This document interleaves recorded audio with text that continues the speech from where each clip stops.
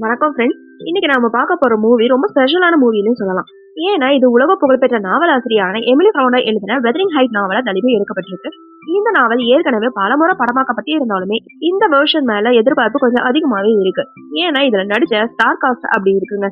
நம்ம எல்லாருக்குமே பிடிச்ச பாபிகேல் புகழான மார்கட் ராபி இந்த படத்துல கேத்ரீனா கேரக்டர் நடிச்சிருக்காங்க.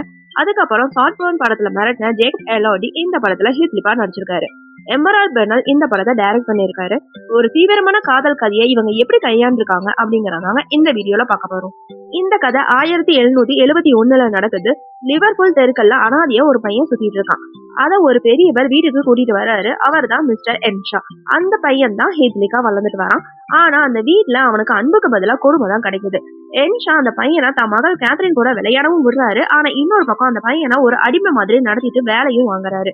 ஹேத்லிப்க்கு அந்த வீட்டுல கிடைக்கிற ஒரே ஆறுதல் கேத்ரின் மட்டும்தான். சின்ன வயசுல இருந்து 2 பேருமே ஒன்னா வளர்றாங்க. அந்த நட்பு காலப்போக்குல ரொம்ப ஆழமான ஒரு அடக்டிவ் காதலா மாறுது. ஆனா அந்த காதல் சாதாரணமானதா இல்ல. அதுல ஒரு விதமான வன்மம், பிடிவாதம் எல்லாமே கலந்துருக்கிற ஒரு காதலா இருக்கு. 2 பேருமே வளர்ந்ததுக்கு அப்புறம் தான் கதை கொஞ்சம் சூடு பிடிக்க ஆரம்பிக்குது. ஹேத்லிப் கேத்ரின் கிட்ட நீ என்னோட மனைவியா இருப்பியா அப்படின்னு கேக்குறாரு. ஆனா கேத்ரின் ஒரு நடைமுறை யதார்த்தத்தை யோசிக்கிறாங்க. நாம ஒன்னா இருந்தா கண்டிப்பா வறுமையில தான் வாழணும். எனக்கு எட்கல் லிண்டன் மாதிரி ஒரு பணக்கார பையன் கூட தான் வாழணும் அப்படின்னு சொல்றாங்க கேத்ரின். இதுல ஒரு ட்விஸ்ட் என்னன்னா கேத்ரின் மனசுக்குள்ள ஹேத்லிப் மேல ஒரு அலாதி காதல் இருக்கும். அவனோட அடிமைத்தனத்தை மாத்தணும் அப்படின்னா நான் ஒரு பணக்கார பையனை கல்யாணம் பண்ணிக்கணும் அப்படின்னு அவன் நினைப்பா. ஆனா இவ பேசுறதுல முதல் பாதியை மட்டும் கேட்டுட்டு கேத்ரின் தன்னை அவமானப்படுத்திட்டா அப்படின்னு நினைச்சு ஹேத்லிப் அந்த இடத்தை விட்டு ஓடி போயிடுறாரு. பல வருஷத்துக்கு அப்புறம் ஹேத்லிப் ஒரு பெரிய பணக்காரனா திரும்பி வராரு. ஆனா இப்போ கேத்ரின் எட்கல் லிண்டனை கல்யாணம் பண்ணிட்டு ஒரு செட்டிலான லைஃப்ல இருக்காங்க.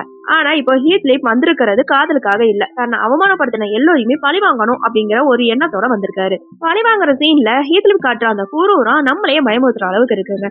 எட்கரோட தங்கை இசபெல்லாவை ஏமாத்தி கல்யாணம் பண்றதா இருக்கட்டும், கேத்ரினை மன ரீதியா சித்திரவதை பண்றதுலயே ஜேக்கப் எலோடி மிரட்டி இருக்கானே சொல்லலாம். ஆனா இந்த காட்சிகள் பல பேருக்கு சங்கடத்தை தரலாம். குறிப்பா கேத்ரினோட கதாபாத்திரம் தன்னோட இறந்த தந்தை உடலை பார்த்து முதல்ல அழுதுட்டு அதுக்கப்புறம் அவர் பண்ண பொறுமையெல்லாம் நினைச்சு எட்டி உதைக்கிறது இதெல்லாம் ரொம்பவே போல்டான காட்சினே சொல்லலாம்.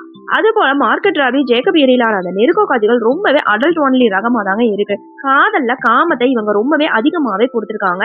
இதுதான் படத்தோட பிளஸாவும் இருக்கு, சில சமயம் மைனஸாவும் இருக்கு.